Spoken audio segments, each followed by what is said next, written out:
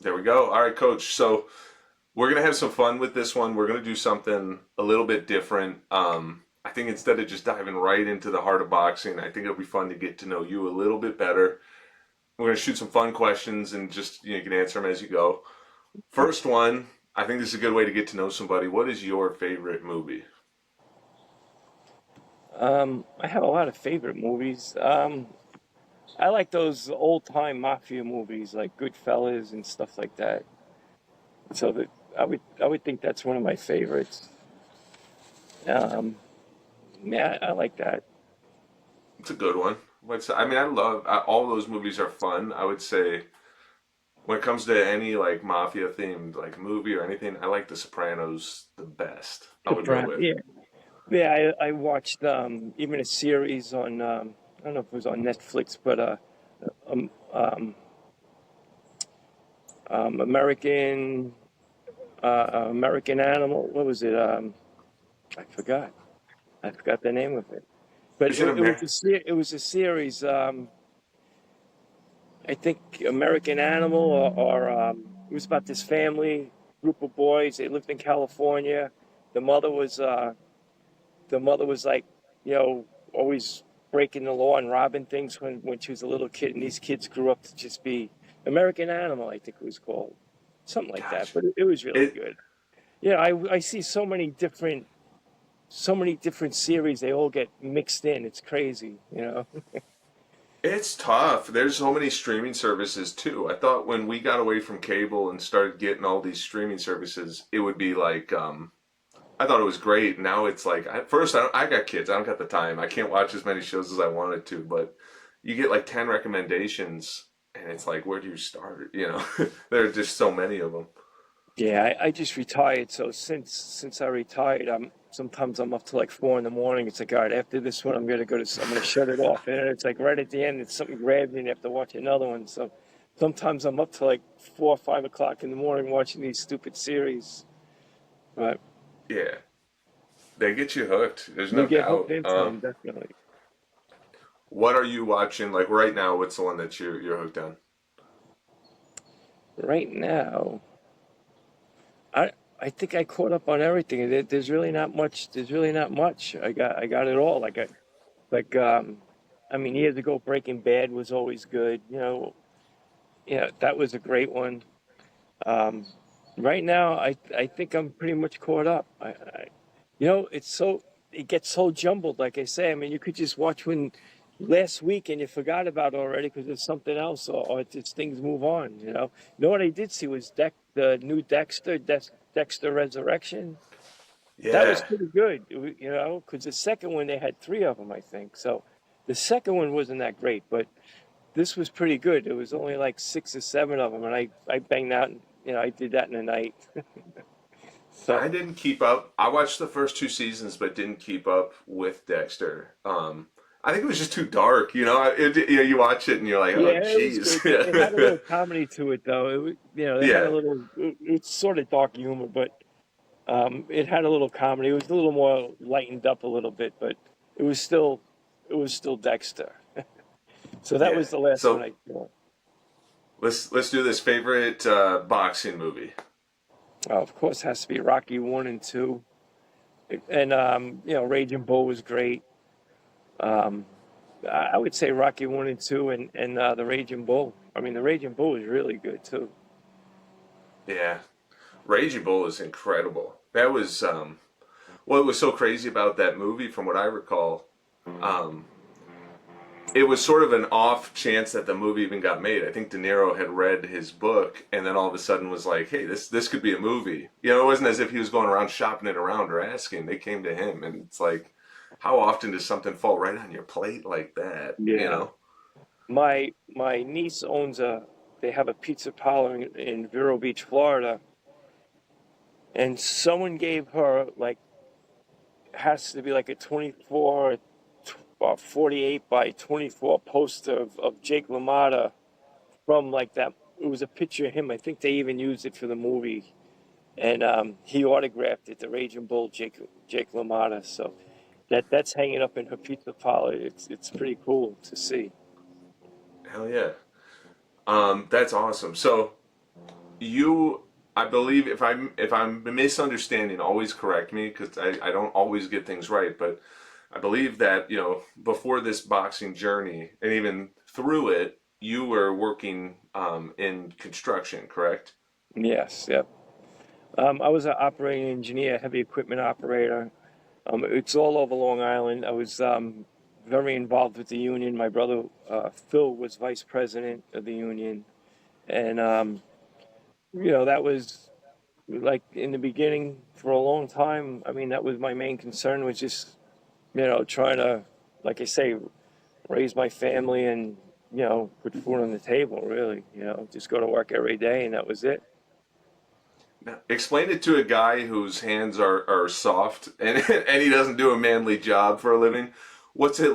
What is that culture like? Being working that job for all those years in the union. We see a lot of it in movies, I think, but if you're not in it, you're just not in it. So tell me, like, take me through that. I, I well, I sort of liked it because as soon as you started the construction job, you're working towards the end of it, and then when that's done, you move somewhere else. So it was never this. I didn't go to an office every day, 9 to 5, and it's the same people, same job, doing the same thing. It was always one day you'd be running a bulldozer. Then you do that for 6 months, and then that job's finished, and they say, okay, you got to run an excavator somewhere 20 miles away from that job. So in that respect, I liked it a lot, and we got to know so many different people, because you're going from job site to job site, and they're always different. And after a while, you see people, and then sometimes you don't see them for like 3, 4 years. Like, hey, Jerry, so like that, I liked it because it was never the same. Sometimes, as soon as you got fed up with the people, you sort of left and you started somewhere new, and and then you see them back again, and it's great again. So in that part of it, I liked because with the union, it was always a family, and you always knew somebody had your back if you had trouble with something. You could ask somebody to come over and give you a hand with something. So that's what I liked about my union, Local 138, and even the labors that Joe was in. Um, it's family orientated. For years, it was father and son. So that's what I liked about it. You're never stuck in the same place, you know, for a long, long period of time. Right on. What about? I mean, also, I think there's a concept in there where you're working on a project that you're going to finish. You're part of something, and finishing that thing is Yeah, very similar. It's similar to, I mean, the easy connection here obviously is like boxing. It's very, very similar to boxing. You build a guy for a fight with a specific plan. Everyone in the camp has to do their job, and then when it's done, it's a new adventure. But you could compare that to really, I mean, there's a lot of things. You think of like an artist who's working on a project or an yeah, actor on a movie. It's really exciting, but then you get a new one.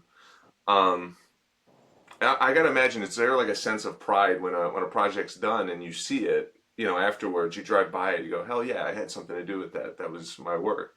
yep. And my family was, every one of us were. We all did the same thing. We all boxed. We all worked in construction. So, we didn't really stray off from each other in a way. But there's a hotel right down the road, and once in a while, like I'll remember visiting my father, and like when the job was all done, we were standing on the roof of it and stuff. So I always have good memories of that. Or sometimes when I drive by a building that I worked on, I tell my daughters or something like that. I worked on that building, or we did that building and stuff like that. So there is a sense of pride to it. But there's another thing where you could see where you got old because there's a building right over here. It was Computer Associates. He at one point I think he owned the Islanders, and that was one of my first big jobs. And I was proud of that because I moved a lot of dirt on that job, like loaded out trucks and stuff. But now they knocked it down. So when you build a big building when you first Yeah. start, and then you drive by and they're knocking it down, it's like, you know, it's a little reality that you're getting a little older. Wow. Yeah. Yeah. It's the truth of life too. I mean, nothing lasts forever. Yep. Nothing on earth, at least. Everything must have, Everything comes to an end. yeah. Even these like great old buildings that you see, they have to do so much work to keep them up to the point where a lot of the material you see on it isn't originally what it once was. It's sort of like, it's almost like a new building. Yep. So, Wow. it's even, I was just saying something to my daughter that, like, this country is sort of like in the 30s, 40s, 50s, like that was the grand, like, New York City, these buildings, even the ones that were built in the 20s and 30s. Now it's sort of getting older, and some of these other countries, the buildings are brand new and grand, and, like Dubai, I mean, I was never there, but I see pictures and stuff. And, that was just a thought that came to my mind that we're sort of getting run down a little bit, and those countries are just developing up, to and being beautiful. That's true. And it's also, I think there's a lot of keeping up with the Joneses, like I see in the NFL some of these new stadiums, like where they had Crawford versus Canelo. I forget the name of the Vegas stadium, but my gosh, that thing Yeah. is. I mean, if that came around 20 years ago, it would have blown everybody's minds. It's so outrageous. And now, if a stadium was built in like the early 2000s, it's like a dinosaur. Outdated. Yeah. Yeah. Yeah. Um, you mentioned the Islanders, so I'm from Chicago, huge Hawks fan, Blackhawks. But I would ask next question, just flowing off of that. What sports do you obviously outside of boxing? What are some of your favorite sports teams, things like that? Well, we watched the Yankees yesterday against Boston, but I would just say just a local team. I'm not, I'm mainly focused on boxing really, but when it gets to playoff season and your home city, you know, whatever it is, football, baseball, I usually root for the home team. But I like to wait to the playoffs, so before you get sort of excited about things. Yeah, yeah, that's fair enough. I kind of like the build. The letdown is part. I feel like the letdown is part of the build up. Like if you stick with the team and they're having a rough season, but they make it, it's like there's sort of a payoff in investing in Yeah, the time to watch them. But I never had the also, time. yeah, I didn't really have, now I do, but I didn't then, for years. So, but I like out of the Jets and Giants, I like the Giants. Mets, Yankees, I like I'd rather root for the Yankees. So, it's fair enough. So in your boxing journey, you and I had a chance to talk a little bit before. I was under the impression that you had been training fighters for a while. I mean, so history lesson. Obviously, you boxed and won the Golden Gloves championship at 178. Your brother's a very good fighter. Your father as well. It's in your blood. My assumption, stupid me, was that you've been training fighters since forever, and Joe Smith came along at some point, and I was totally wrong. So why don't you sort of tell me exactly how it really happened? well, we spoke before. I told you I stopped boxing because of an illness. I had like heart failure, believe it or not, and so that ended my career. So I didn't. Once it ended, I was sort of disgusted because I had high hopes, and I just sort of walked away from it because I was pretty good. I felt I was good at it, really good at it, and it hurt a little bit. I worked in construction, and when I signed the contract and I got a salary, a weekly salary and stuff like that. And when I left my job in construction, I was like, you know what? I'll see you guys later. He goes, nah, you'll be back. I'm like, no, I won't. And then, I had to put your tail between your legs and I had to come back. And Yeah, so I had a little chip on my shoulder for a while, but time went by, you know, I raised my family and, went to work every day. And then when I knew I couldn't think really about ever fighting, competing when I was old enough, I went to a gym and I was there for just maybe a couple of months, and ran into Joe Smith.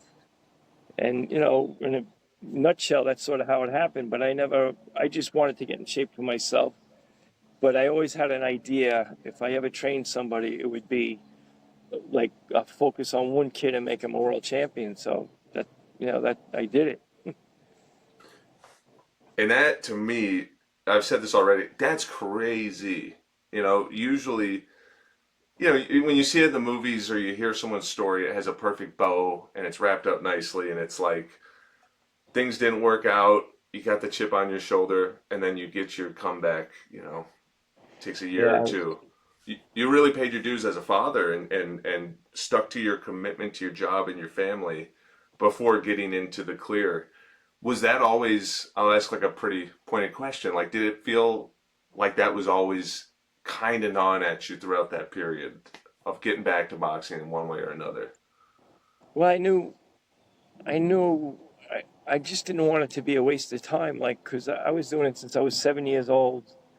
Um, you know, I had pro fights, and like the last one, that's when I knew I was sick. But um, I knew it couldn't just be a waste. All that effort, and all those years, and and I knew I had a talent, and it just, and that was like the chip on my shoulder a little bit, that it was just over, and it was sudden. It wasn't just like I knew I was sick. I knew something was wrong, and it just ended. I had a fight, and I came out of the fight. I didn't even remember what happened. And my heart rate went down so low. Then I passed out. So that was, and then I knew, and I still went to the gym. And then one day I went to the gym and just, um, I was like on my way to pass out. Everything started getting small. I made it to a train, and I opened up the door. I passed out, and I woke up 3 days later in the hospital. So that was the end of my career. So it was very sudden, and it was hard to take at that point. That's, yeah. And it sounds like you probably were aware there was something wrong after that fight, but it's like you just keep going. You still got the dream, and you're like, okay, that was something, but I gotta. You just didn't want to, like, I just didn't want to believe it. You know what I mean? I would go run sometimes and be like exhausted, and I'd be in great shape, and I was just like couldn't open up my eyes, and I was just exhausted. So, I knew something was going on, but then when that, then I just fell out, and that was it. When you go through that transition, obviously, you have a good support unit, and you have a family. Your original immediate family. They're all fighters. They've been in this with you for all these years. How did they support you through that time? Because I have to imagine you're leaning on them a lot when you have to decide to quit boxing. My father's like, he was tough love. He was like, all right, you're good. After a couple of weeks, few weeks, all right, you got to get back to work. You got to go. There was really nothing. There was nothing else to do. I mean, of course, my father was there. I mean, I remember, when I opened up my eyes, he was like hugging me, saying, God, don't let it be him, let it be me. I mean, I had one of, my family, my parents were, I had the best parents and family for me, and I looked up to all my older brothers, and it was all, it was good. I have a good family, so I was lucky. Awesome. So that's beautiful. I think that's incredible. That's wow. Sorry, it's a lot, man. I'm kind of taking it all in as you're telling me, and it's beautiful. It's heavy. It's very real stuff to have to walk away from something, and then your dad's right on the money. You got to get right. You can't stop. You can't Yeah, feel sorry.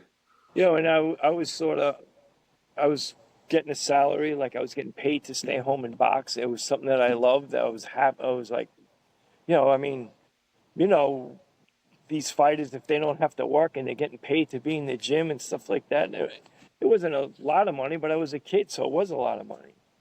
And it was, yeah, I was living my dream at that point, and then it just ended.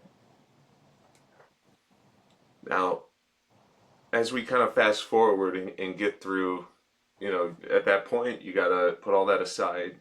You got to do what you need to do to support your family, and you eventually come back to the gym. You made it clear you wanted to focus all your efforts on one fighter to make him into a champion. And it's also very clear that going into that, you believed you could do it. You truly believed I you had truly the believed I could do it. where does and I think I sort of understand it, but with so much confidence, what built that confidence going into, a gym and saying there if there's a kid, I'm gonna make him a world champion. It well, it just didn't happen. Like I went first of all, I went to the gym for myself because I felt I was getting heavy, I was getting out of shape. So, that was my motivation for going to a gym. I wasn't going to look for a kid. I just went and hit a bag. Most of the time it was after hours because I didn't want anybody really looking at me saying, "Hey, you were a fighter, you look like crap."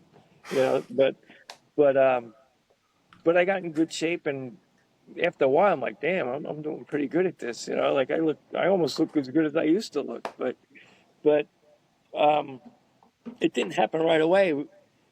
I always wanted to do it, but um, they asked me to go to these fights one day, and that's really the first time I seen Joe. And he actually lost the fight, and because he had a few amateur fights before I got to him, but I was like that.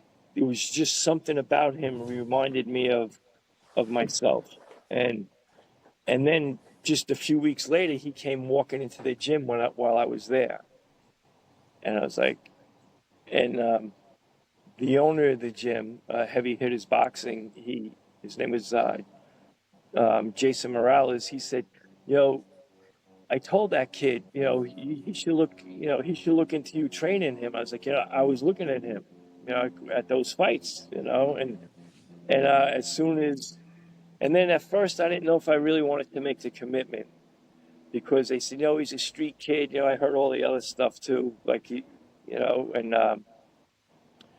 so at first I really wasn't sure I wanted to make that commitment because I knew once I made it, I would give it 1,000%. So in that, but eventually, I walked over, and the rest is sort of history. It was a Yeah. tough going, but the rest is history. So, but I do recall you saying the one thing you really wanted to do. I don't know where in the time frame this comes in, but you said all I wanted to do was make. I think I might butcher this, but you wanted to make a world champion. You believed you could, and you wanted to. So when did that moment happen where you made that decision and go, As I as soon as I made the commitment, that's when that there was no other, there was no turning back. Like this was going to be it. Do or die. I'm gonna, you know, I I took Joe kicking and screaming all the way to a world title, basically. so so so when you get so you get Joe. This is the crazy part, right? Is that you happen to stumble upon a kid who in the only amateur fight that you saw of him he lost, right? And Yeah. I'm assuming it wasn't like a national fight. It was probably a No, it local, was just a local fight. And at that point, you decided that this kid was going to be working with you, and you were going to create a world champion out of him. But it was fate that I ran into him afterwards. I just remember saying to somebody, right, and I came home to my wife saying, "Man, if I had a chance to train this kid, I know I could do something with him." And it wasn't, and by fate, like a month, I don't know the exact time frame. It was a little bit after that he came walking into the gym, and that's that's how it started. So I believe there was a little higher power working here a little bit. Yeah, I mean, if you have faith in anything, if you want to have faith, this is pretty good evidence. Because here's the thing: this is where it's crazy, and this is where a human element, in your eyes, and the human ability, skill element that you brought into this is where it's so crazy. In the business of boxing, anybody could tell you, even if they're not in boxing, if you go to a local amateur show and a kid loses a fight, generally nobody. If I told you, hey, would you want to take all the time you have to invest into a kid who just lost that fight, you just saw him. Most people would say that's not a good idea. It's not a good investment of time. It's not a good investment of money. But there was something there, and you said that you saw some of you in him. What did you see? What was it that flipped the entire script that a kid who's losing a local amateur fight is something and turns out to be that thing. Well, he, I mean, he had he reminded me of me, but he was also, I believe, more athletic than I ever was. It was just his frame. He was tall. He was lean. He came in on his punches. He wasn't running around and like scared or and when he punched, he punched to hurt.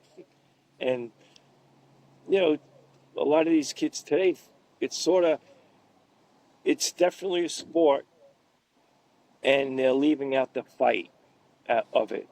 You know what I mean? They're very technical and they move around and they're looking to counter punch and they're waiting and they're moving and stuff like that. But there's an aspect of boxing where you have to fight. And I seen the fighter part in Joe, more than most. Gotcha. That, yeah. And I think there's a certain level of, they call it a mean streak, you know? They'll Yeah, say this guy brutality. has, There was a little brutality in him. Some some fighters you could see it. You know, Tyson Fury, like sometimes he looks playful a lot, like when he's boxing, but like with Dante Wilder, his eyes like you could see like the rage, and you know what I mean. Like he almost looks like he's playing a little bit, moving around. But then when he punches, once in a while you get that glimpse of he has rage in him, like a little bit yeah. of rage, and Joe had that rage. Also, maybe this plays right into it, but the toughness too, to be willing to get in that firing range, you know, mid Hmm. distance, and say, hey, I'm going to take a shot here, but I'm going to get a better shot off. I think a lot of guys, I would never discredit any boxer because all these guys got balls, you know, the size of my house. You know what I mean? Like they have big balls, and but the guys who can get in there and say like I'm willing to take every chance to win this fight and throw everything I got on this guy while taking some of that in order to give it. That's I think there's an element of that Joe has. Not an element. I mean, it's who he is. You know. Yeah, it's in his DNA, and that's what you need somewhere in a fight that has to come out. You know, and that's what I admired most about him when I seen him. That and his power, like he has crazy power. So when you, I mean that so then that critical moment happens where you're introduced to him. What is the first conversation or some of the first conversations when you come in and you guys have that conversation of working together and forming this partnership and bond? I mean, I think I told him within 2 days I'm going to make you a world champ, and he said you're crazy. Yeah. He didn't believe it, and but after a while he started to come around and like believe it. And once he started believing it, things took off. But the first conversation, like I said, was be here at 6 o'clock tomorrow, and he was there like quarter to seven. I don't know what time, but he was really late. And then I left, and the next day I'm like, all right, be here at 6 o'clock. One more after this, I'm done. One more, three times you're out or whatever. But and by the third time he made it, and we've been together ever like every day since. I've heard that a lot where you got to set hard lines with your fighter. Why was it so critical? I mean, obviously, you know, if you have a job, you have to be on time. But why is it so critical when forming this young man into a world champion? Why is it so critical for him to absolutely be on time when he's supposed to be on time? Joe never had struck like any type of structure around him, and that was the hardest thing is to get him have some sort of structure. And it was a fine line because if you push too hard, he would, he had an attitude. He just would have walked away. Sometimes, people said I was too soft on him, or like didn't yell too much at him because I knew if I did too much, it was a very fine line with him. You couldn't because he was still a kid, but he was a rough, tough street kid. And if I would have said, "Listen, this is it and final, that's it," it would have never worked. Or if I yelled at him too much about throwing a right hand a certain way, you just sort of had to ease into things with him with patience. At what point did you feel like he began to mature to the point where you could really work with him? Like, what did it take? How long was that? Like I say, it was like the first day though. I knew I'd do whatever it took, and I'm patting myself a lot on the back. I mean, Joe had a lot to do with it, but but I I, w- I was going to do anything it took.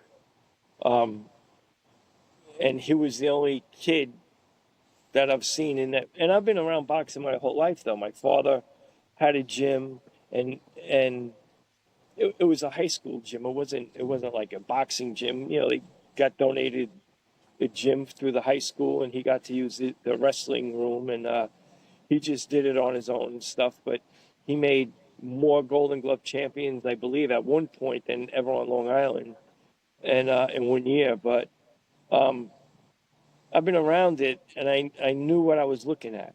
It's like that diamond in the rough, and I seen it, and I wasn't gonna let it.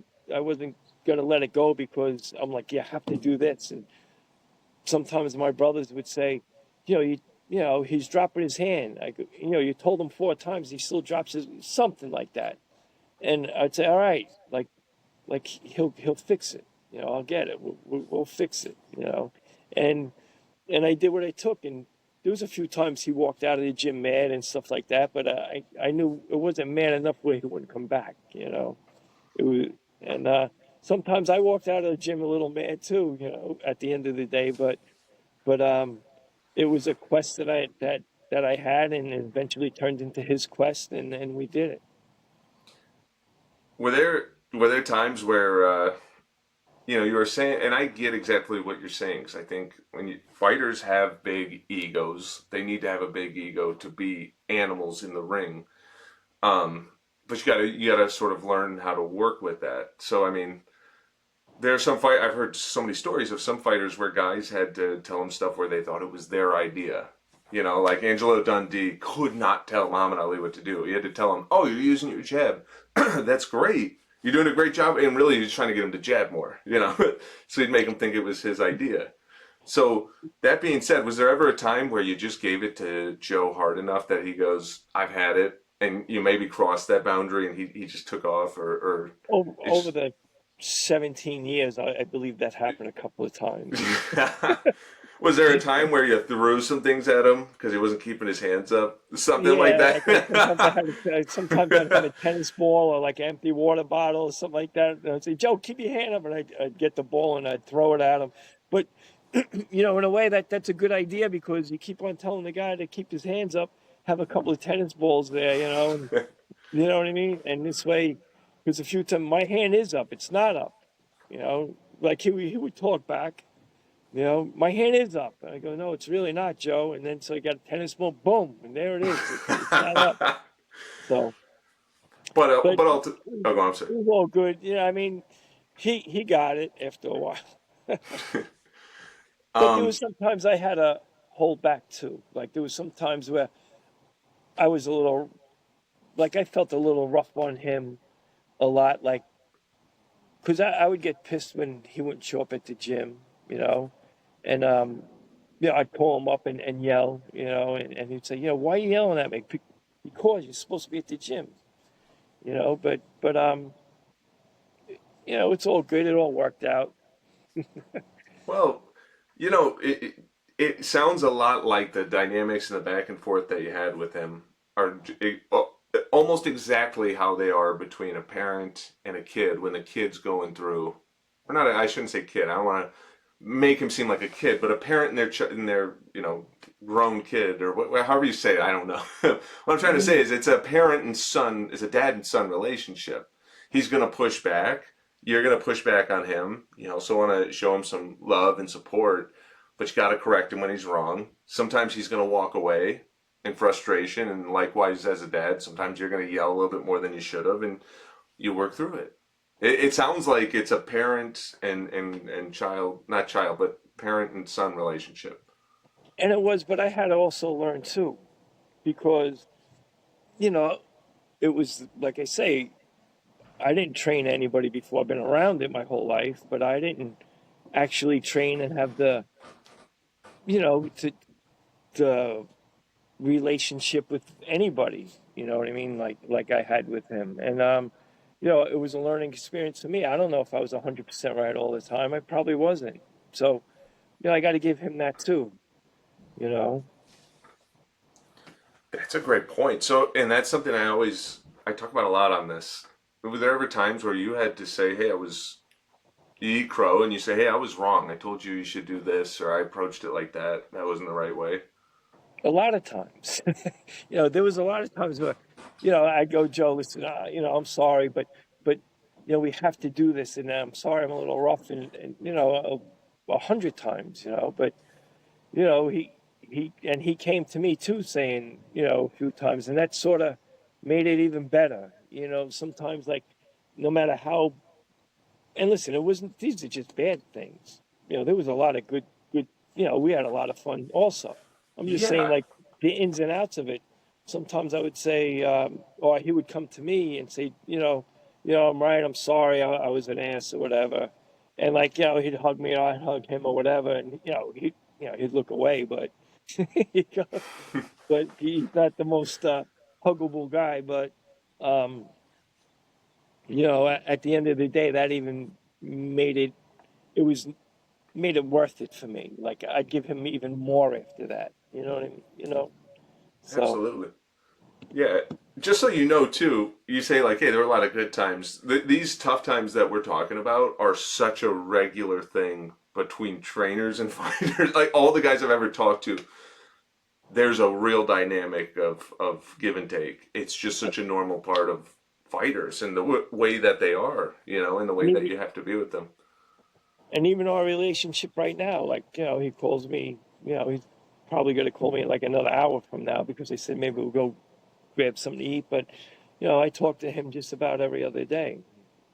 So even now, like it's a bond that will never ever be broken. I believe in it. I feel that he's part of the family. My daughter thinks of him as her brother, and they basically grew up together. So it's something special to me. It's amazing. When you when you started training him and you went through this whole journey, obviously you got to figure some of it out on the way because it's your first time actually training. But did you have an idea of how you were going to approach this um, psychologically with a guy like him, or is it something you just put everything into and figured it out as it happened? I think I put everything into it, and we figured out as we went along. And that's why I said I'm sure I made a lot of mistakes. It wasn't all perfect, but it just everything just sort of fell into place. So, you know, I feel I made a lot of mistakes. It wasn't perfect, but at the end of the day, you know, it all worked out. I'm gonna give you some more credit than you're giving yourself because the fact that you took and Joe too, and Joe deserves credit. You both deserve a lot of credit. If you take a kid who is going through a lot of hard stuff, then not making any excuses, and he still comes back through the ups and the downs, and you stick with that kid until he becomes a man, and you guys go through all of it, and you see it all the way through, and then he really does reach the pinnacle, and he proves to himself, and you prove to yourself Hmm. that you can be great in this given field. That's so incredible, and that's inspiring because I think a lot of people sort of dip their toes in the water. They sort of go, I'll try it out a little, I'll help out. To go all in on something and just give everything you have to it and see what the outcome is, and it's what you both achieved is incredible. And and I'll tell you, like Abel Sanchez, when I interviewed him, he said, he's like, he goes, I feel so bad. He goes, I learned how to be a trainer from those first guys that I had. He goes, I made a lot of mistakes on those guys. He goes, I really screwed them up. They could have been better fighters. It's kind of funny, but it's true. And you took one fighter, and if you did make mistakes, certainly you guys learned and grew from them to the point where look, I mean, look what you guys achieved. I mean, it's just, it's incredible. You know, I never I never doubted my boxing IQ. You know, I never doubted that part of it. The part where I had time, like you asked me when Joe fought Fonfara a while ago, the other day you asked, where were you at your career as a trainer? And that's when I told you that he was the first guy. But Joe had like a 90% knockout ratio. So boxing wise, I knew we're going to the Fonfara fight. I knew that there wasn't anything him or his trainer could do that I never saw before. But in the corner, I didn't have much experience because he only did, maybe he knocked the guy, he first few fights were all first round knockouts, maybe had a couple of second, third round knockouts. I don't think too much more than that. He had a 10 rounder and one 9 rounder. And then he fought Fonfara. So, like when I thought about that question the other day when you asked me that, and my thing was this is the what I was worried about for myself was not Fonfara and not what he would bring to Joe, but how I would be perceived with a mic on and having people really listening, commentators really listening to what I was saying, and I was worried about that. Like more than like I was worried about, when you asked me about myself, like what I was worried Yeah. about for me, that's what I was worried about. And as it turns out, I didn't get any experience in the corner, work in the corner for that 1 minute. I didn't even get. So Yeah. When did that start to, when did that feeling start to go away? Of feeling like, man, what am I going to look like on, if I say something crazy on camera or it might sound whatever, like when did you start feeling like, hey, screw that, that doesn't matter? it, it was always on my mind. It was always on my mind because I didn't. Um, Timothy Bradley scared me a little bit because to me he was very hard on trainers. Like in the corner, like he'd listen and but I think when Joe Fortaleza or Alvarez, he was the commentator. I was like, oh, like I had to watch what I was just worried about what I said and how I said it. But thank God, like I got a clean bill with him. It was all good. So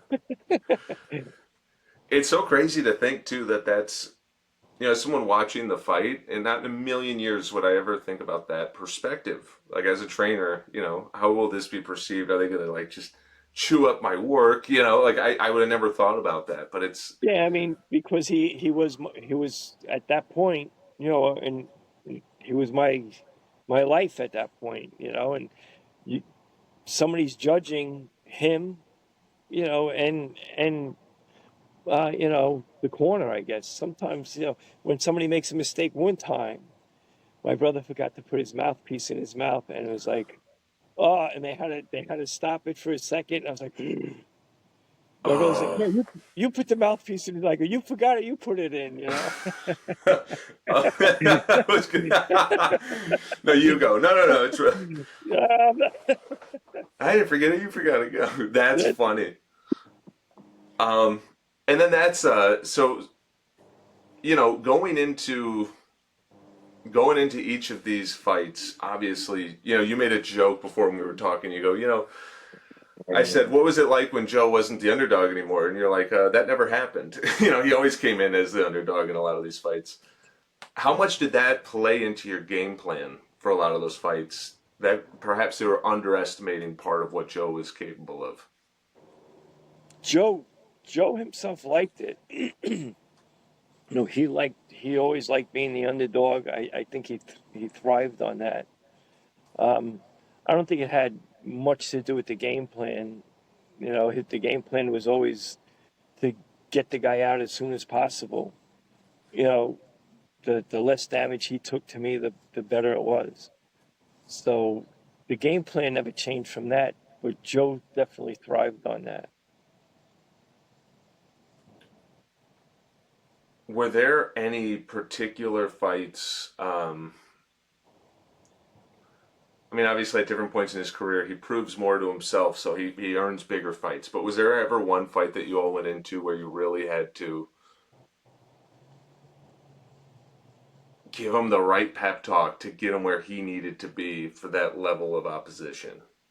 Like a very competitive fight. Vlasov. I think the only fight that he needed a pep talk because of the things that he went through before that fight. During that fight, I mean, to me, in my opinion, I believe um, Joe more or less had a fight with himself within than actually Vlasov. Um, because, we had a conversation before and I said, Vlasov, Joe made the weight. That fight got rescheduled. And it was like right at the weigh-in, well, the day before the weigh-in, and Joe made the weight and did everything he had to. Vlasov, they pulled out and said he had COVID. And, Joe looked incredible. And I remember saying to my brother, looking, it's like, my God, he looked like a statue. Like he was just ready. And like I know him, and I know like he was the best he ever was right at that moment. Like he was peaked. Everything was like it was going to be a great night. I felt it. I knew it, and it just sucked the wind out of him when that fight got canceled. And he had a lot of personal things. He was getting married right after it and stuff like that, and it just sucked the sails right. It just took the.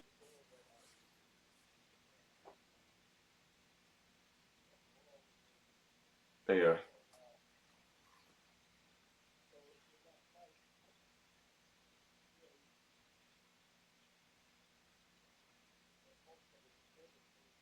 Oh yeah.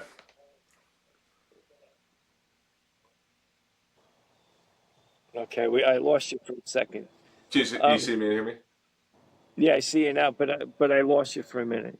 Okay. But in that fight, Joe, he had a fight with himself because one round Joe would blow Vlasov out, and the next round he didn't, and then one round he blew him, like made it look easy, and then the next round it wasn't, and it was, I think, him really wanting to be there, and that that last round or last couple of rounds where Joe really came on strong. I was like, Joe, we're never going to get here again. You have to dig down, and we're never going to be here again. So dig down and just fight this guy, and we're going to win it. But dig down and fight. And and he did it. But that was the first time I really had to give him a pep talk to snap him out of it a little bit. But there was a couple of rounds where that fight it went back and forth, and you could see it was round by round. One round Joe made it look easy, and the next round, it was a very hard fight. And I believe that was really his toughest fight. And I gotta imagine when you're saying that to him, it's not just like you got to dig down. This fight's gonna slip away from you, but you're feeling that anxiety equally. That this is you guys are there right now. Yeah, Made it we're to the. right there. We're right at that mark, man. We're right at the top of the mountain. You can't blow it, and, And you. and thank God he didn't. But I have to imagine that's. I mean, the way that you're trying to make him feel it is you transferring the level of urgency that you're feeling deep down in your gut, knowing that this moment, like you said, that's a very perfect and succinct way to say it. This is it. There probably won't be another chance for a while if you don't do it right now. hmm So that was that was one of the only pep talks. What was a real pep talk was with being very firm, and you got to wake up. That was really the only time I ever had to do that. Now, with Joe and with the all the dynamics of working with him and you two clearly becoming so close, is there ever, I'm going to look at the other side of this, is there ever a time where being so close and familiar with your fighter can be a disadvantage? where you guys have gotten too tight and too familiar with each other that it could set you back in any way, or do you feel like that was always just a very advantageous dynamic? No, I don't. I thought actually I thought it was pretty good because I feel I know him like I know one of my kids. I don't think it. I don't. Sometimes sometimes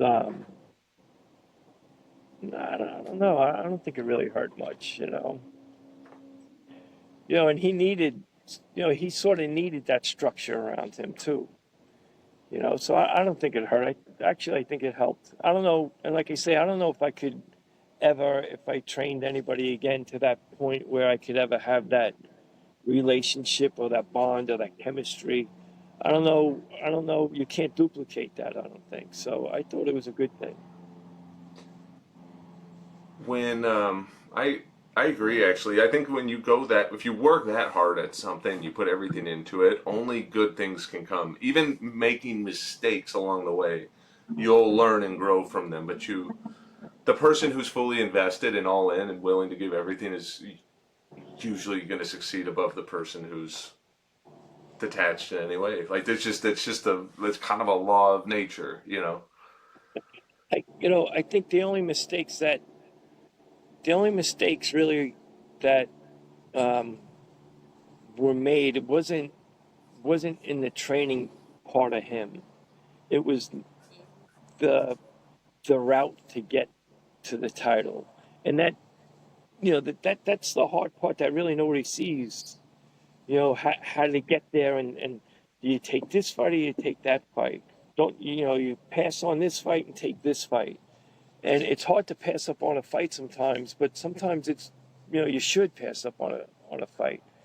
You know, sometimes it's better not to take a fight off. Sometimes it's good to, like I say, the better Hopkins and Fonfara fights.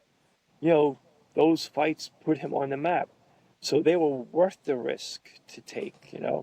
But but sometimes it's all right to pass by somebody. And if there was any mistakes made, that would be the mistakes really. You know. Definitely. Um, I think the thing that's so inspiring about this again is it's scary to I think for a lot of people change can be it sounds corny, but change can feel scary. And going all in on something the way that you did is something most people don't do. We just don't. We kind of stay in the lane that we've been in and we follow it all the way through, you know, for better or for worse. We don't really take that chance. And if we do, we certainly don't always go all in. What advice would you give to somebody, whether it's boxing and similar to your situation where you're just going right into training fighters, or in another aspect of life, if someone were to want to challenge themselves in something completely different, what are the pieces of advice you would give them in approaching that and trying to replicate the kind of success someone like you had? Just keep going. You just got to keep going. Like when Joe broke his jaw, that anybody else, that was the end of it. So I remember speaking to him, and he was young, and his jaw was broken half. And I was like, Joe, I don't want you to go out with a loss. You know, we'll get one fight. It'll be a total opponent, somebody who I know wouldn't even be able to hit you, but just to get that win. So, when you show your kids one day, you went out on a win. And that's all it was, right? My heart was broken, man, because he was going to do it. But that's all it was. But then it was also, I knew if he won, he'd keep going. So, so I had another plan. It's all good. Uh, there was a little selfishness in there, but honestly, it was to get him that win. And then maybe if he wins, and everything felt good, he would continue. So he boxed with Sean Monahan, this local fighter. He was in the top 10 15 in the world at the time. And it was the first time he was boxing, and we were sparring and stuff. And Kid Sean could punch, and he hit him with like a hard left hook. I was like, and the whole place got quiet. And he looked, he goes, "I'm good." So I'm like, "All right." And we never looked back again. And but like he could have just stopped, or we both could have just stopped right there. And but you just got to keep going, and thank God that when he got hit, it didn't hurt, and it was fine, and it all healed up good. And we had a lot of luck behind us too, but you just got to keep going, and that's my advice. Just keep swimming. Right on. I love that so much. That's incredible. And we've talked obviously so much about your relationship with Joe. I think it's incredible because it's not just a boxing story. I think the relationship that you two have in life has clearly been bigger than just. And the championship was a big deal, and getting to that top level is a big deal. But the fact that you two are continually on the phone and continually such critical parts of each other's lives, how much does that bond with Joe and that relationship mean to you up to this day? What is that about to you? I feel that there's a reason that I'm like that, because when I got sick, um, a lot of people, a lot of friends, um, management, friends, I didn't hear from anybody, and you know, at that point, I said I'm going to write a book called "Everybody Loves a Winner." And as soon as things don't go, the way you expected, you see who your friends are. And I always said that, no matter what happens, I'm never going to leave. Like, I'll never leave him, because I think because of what I went through. So even if his career ended that day, I'm never just going to walk away from him. I don't know if I could be with him 24 hours, but I'll always be a part of his life. And, thank God, and I'm happy he's a part of mine too. And it's crazy too because this is a kid. This was a kid that you took in, and he was figuring life out and all this. Now he's. It's got to be crazy that you've spent all this time with him and watched him grow. Now he's a father. He has kids. I mean, it must be. It must just be kind of mind blowing now to be at this part in the journey and look at it and look at the connection that you two have and see how it's evolved from that day when you found this kid who's local troublemaker, world champion, now father, and like family, Yeah. you know? Yeah. Yeah. But he had a daughter. He had a daughter at I think he was 15 years old, Joe. So ever since I known him, he had a daughter. Wow, so I say these things thinking I know, and I keep learning. Wow. Yeah, his daughter Leanna. Um, she lives with her mother in Florida, and every time she comes up, she asks for me and wants to see me. So, you know, I guess we're a part of each other's family, so it's good. It's all, but yeah, he had a daughter at 15. Wow. That's crazy. I mean, he's clearly defied a lot of laws of how things are supposed to turn out. Seriously, like it's the capacity of human nature to sort of thrive in the most challenging circumstances is it's incredible. But I also Yeah, think I mean, I it's see him. Honestly, his right now, I guess right now his whole life is his family. You know what I mean? And he's a great father. So it's nice to see him. It's good to see him like that. He's a good father. I mean, he called up. He was in Montauk, I think. I don't know. He's all over. He took yeah. the kids for a drive to Montauk. He went to aquarium, but his right now he's just with his kids and his wife. So That's incredible. I think that's really the greatest part of the whole story is you take a kid from a tough background who went through it all. Kids like that don't get a shot. They really don't, or we don't give them a shot. I can say that much. But I think you gave him what he needed. I think you gave him that structure. You gave him someone who cared about him. I mean, and I think that's a beautiful thing. It's beautiful what you both accomplished just beyond the ring. Yeah. So, he's a good kid. Yeah, coach. I'm sure he'll be calm. I'm sure, like I'm waiting for the phone, but he's good. Part of it, um, you know, I'd love to see him fight again, but he really has to want it, and we'll see, where he goes with it. But I'll never push him. Like I'll never push him to fight. There's opportunities there, but right now he just wants to be with his family and stuff like that. So, I don't know if this journey continues but if it ends right here, um, we did something pretty amazing together. So, I'm happy whatever he wants to do. It's amazing, coach. I hate to cut it off. I'm gonna You have to gotta jump on go. this one, but I hate that so much. But I want to leave it on this. What would you say? I want to do this the right way. What would your words be to the next generation of trainers that are coming up? The next generation of guys who want to chase that star in the sky that you were able to accomplish and what you and Joe did together.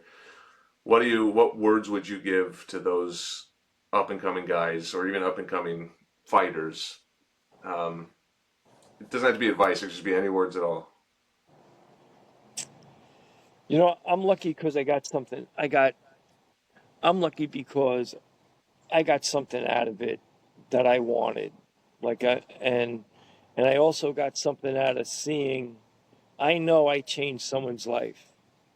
Like I know I changed Joe's life a thousand times better than whatever it would have been. Um, it's and that's where I'm lucky because it's usually very thankless. Um, so don't what would I say? I mean, it's thankless, but at the end of the day, it's very rewarding to see him. So you have to sacrifice. Don't look for don't look for like a pat on your back that because at that part sometimes it's thankless, but at the end of the day, um, you just got to keep on going, and at the end of the day, it will be rewarding. In the middle of it, sometimes you feel like it's not. You're going nowhere with it, but you just got to keep going, keep believing, and be a good coach. Just learn, study, and keep driving, keep going. It's amazing. I thought that was perfect, Coach. Thank you so much for your time. It's just an incredible story. I loved hearing about it. I love your journey to get there with Joe. I think all of it's so incredible, and I'm so thankful. Thank you for taking the time to talk to me, Coach. Yeah, thank you for inviting me. It was nice to uh, to be with you on this. Thank you. Yes, sir. Thank you, Coach. Okay, bye bye. Thanks.